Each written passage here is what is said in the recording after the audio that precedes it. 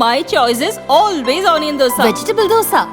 It's my choice. Dosa வகைகளில் ஒவ்வொருவருக்கும் ஒவ்வொரு சாய்ஸ் இருக்கலாம். ஆனால் எல்லா வகை தோசைகளுக்கும் ஒரே சாய்ஸ் இதயம்.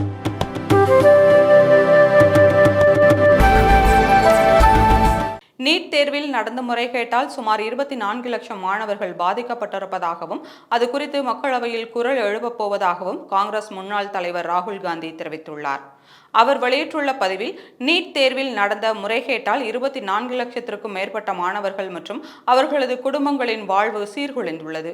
ஒரே தேர்வு மையத்தைச் சேர்ந்த 6 மாணவர்கள் அதிகபட்ச மதிப்பெண்களுடன் தேர்வில் முதலிடம் பெற்றுள்ளனர். பலர் தொழில்நுட்ப ரீதியாக சாத்தியமில்லாத மதிப்பெண்களை பெறுகிறார்கள்.